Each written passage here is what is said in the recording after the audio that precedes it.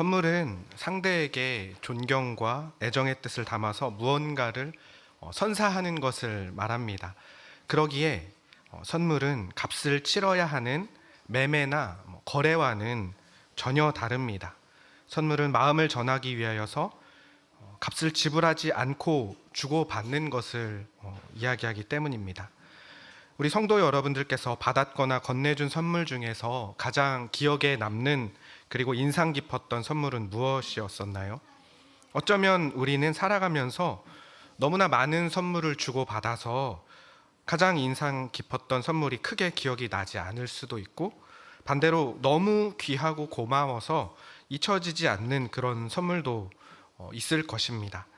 오늘 본문 누가복음 2장은 다른 복음서들에 비해서 예수님의 탄생을 조금 더 자세히 그리고 있습니다.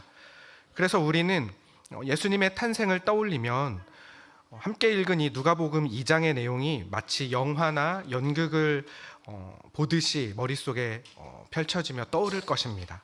그동안 들어왔던 성탄에 관한 모든 말씀들을 통해서 우리는 이 장면을 머릿속에 그림처럼 떠올리는데 너무나 자연스러운 것 같습니다. 우리가 떠올리는 그 예수님의 탄생은 잘 그려보면 모든 부분에서 너무나 극적입니다. 아름다운 영화의 한 장면보다 비교할 수도 없이 더 아름답고 또 경이롭습니다. 예수님의 탄생과 하나님께서 우리에게 예수 그리스도까지 허락하신 그 사랑을 우리의 가슴 속에 그려보며 예수님이 우리에게 오심을, 예수님의 탄생이 우리에게 얼마나 큰 선물인지를 함께 고백하기를 바랍니다.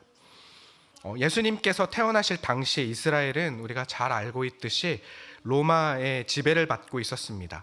로마 황제 아우구스투스의 주권 아래에 있었는데, 그 황제 아우구스투스는 자기 아버지인 전 황제 카이사르를 신격화하고 또 자신은 신의 아들이라고 그렇게 부르도록 했습니다.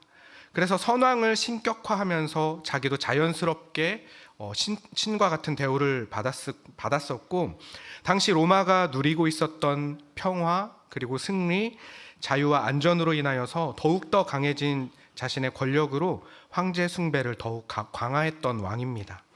그래서 세상은 황제 아우구스투스를 세상에 평화를 가져다 준 구세주라고 부르기도 하고, 온 세상에 평화를 가져다 온 자라고 그렇게 칭송했습니다. 오늘 본문에 예수님이 태어날 당시에 시행됐던 인구조사도 세상이 그 황제를 구세주다, 온 세상에 평화를 가져온 자다, 이 세상에 가장 존엄한 자다라는 그런 호칭으로 부를 당시에 시행됐던 일이었습니다. 인구조사는 로마에 대한 충성을 대중으로부터 확인하고 강요하기 위한 목적이 분명한 왕권 강화의 한 일환이었고, 로마의 권력과 지배권을 확실하게 보여주는 상징이라고도 볼 수 있는 일이었습니다. 그렇게 자타가 공인하는 구세주라고 부르는 자, 온 세상에 평화를 가져온 자에게 특별히 따로 평화와 평강의 선물이 필요했을까요? 식민지의 모든 과세 대상자들을 압박하고 또 통제하여서 그들의 강력한 힘을 과시하려는 그런 자에게 평화와 평강의 선물이 필요했을 리 없었을 것입니다. 오히려 자신 외에 그런 존재가 있다면 자신을 위협하는 것으로 여기고 없애려고 했을 것입니다. 예수님은 그런 시대에 이 땅에 오셨습니다.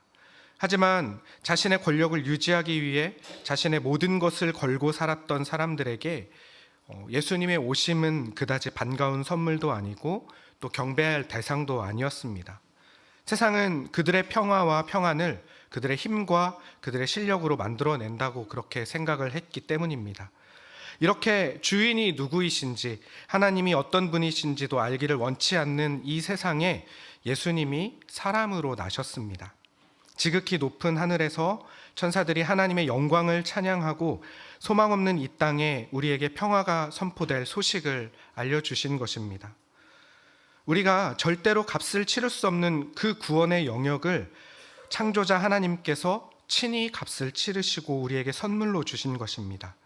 우리가 우리의 실력으로는 결코 만들어낼 수도 흉내 내볼 수도 없는 그 구원을 천지를 만드시고 주관하시는 그 위대하신 하나님께서 이미 우리에게 선물로 주신 것입니다. 하나님께서는 세상 만물을 그리고 우리를 창조하셨습니다.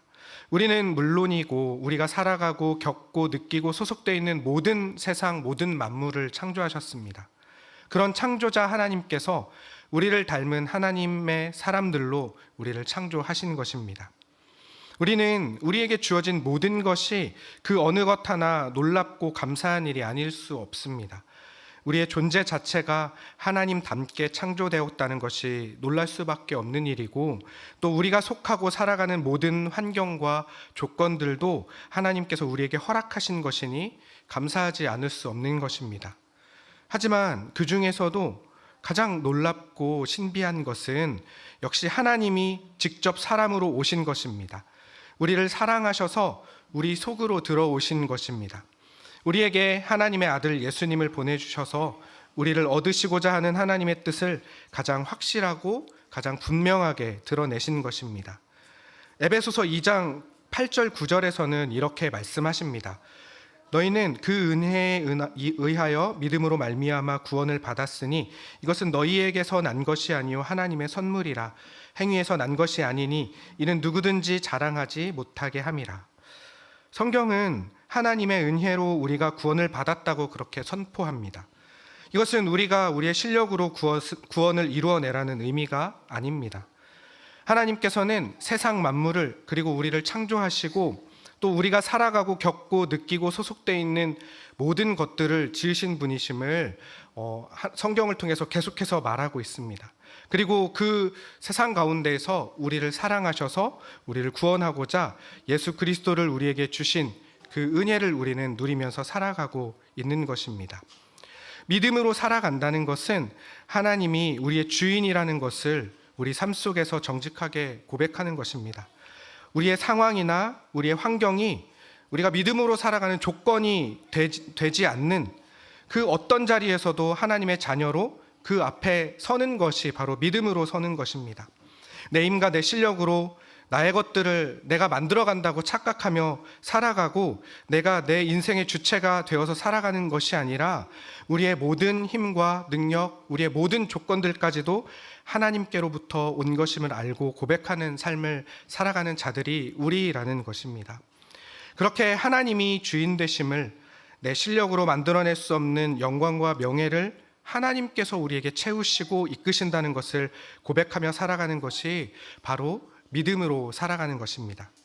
우리는 그 은혜에 의하여 믿음으로 살아가며 구원을, 즉 하나님의 영광과 명예를 아는 자로 그렇게 살아가는 것입니다. 우리의 힘으로는 구원을 이룰 수 없습니다. 역시 하나님의 영광과 명예는 우리 속에서 우리 힘으로 나올 수 없다는 것입니다. 결코 우리의 행위나 실력이나 어떤 것에서도 나올 수 없습니다. 이것은 분명 하나님께서 우리에게 주신 선물이라고 그렇게 말씀을 하십니다.